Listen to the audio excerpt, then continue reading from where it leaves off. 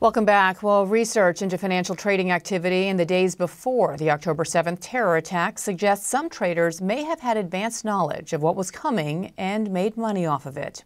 The preliminary research by law professors at Columbia and New York universities details, in their words, a significant and unusual spike 5 days before the Hamas attacks. Matt Egan is covering the story for us from New York and joins us with more on this. So, Matt, walk us through some of the irregularities in trading that led to this alarming conclusion.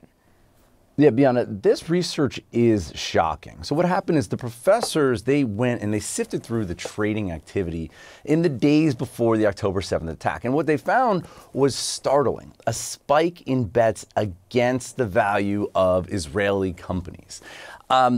What they did here was they found an unusual increase in short selling activity. That's a way to bet that the price of something will go down, sort of like in The Big Short, the Michael Lewis book and movie that was about the housing crash. Except here, they're not betting against housing, they're betting against Israel's economy.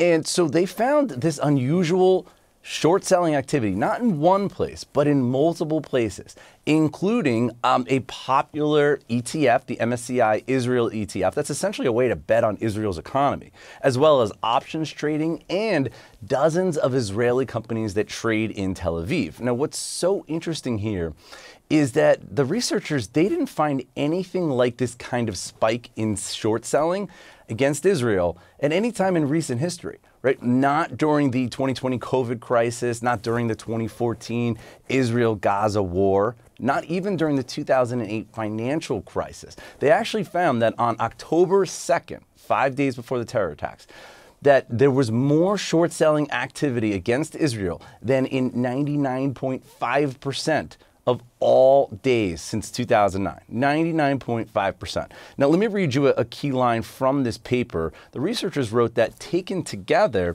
our evidence is consistent with informed traders anticipating and profiting from the Hamas attacks. In other words, someone knew something and they made money off of it. Now, we should note that this research is preliminary. It is not peer-reviewed.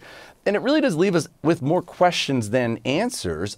They don't know who made these trades. They don't know on what basis they made these trades. But Bianna, you got to think that regulators are going to be asking these very questions. Yeah, well, that's what I was just going to ask you. Is there a way that investigators can possibly trace back to who these short sellers were? Regulators do have access to more data than the researchers do, right? These academics, they went through public data, and that's somewhat limited. Regulators at the SEC and FINRA, they have non-public data that might offer some more clues. Now, we reached out to the regulators. The SEC, they say that they don't comment on the existence or non-existence of investigations. We did reach out to the Israeli equivalent of the SEC, and that regulatory authority said that they are aware of these findings, that it's being, quote, thoroughly checked. And then they say they work with all relevant parties in Israel and abroad.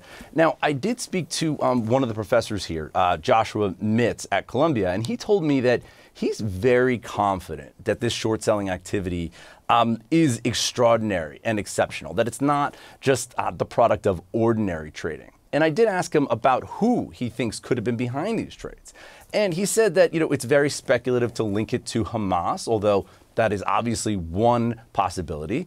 The professor also said that it's possible this is someone who had overheard what Hamas was doing, or something else is possible here as well. But what was so chilling, Bianna, is that Mitz told me that he's confident that this is just the tip of the iceberg, that there was actually a lot more trading going on behind the scenes than the researchers were even able to see. And so clearly, this is something that regulators need to dig into and try to understand who was making these trades and why.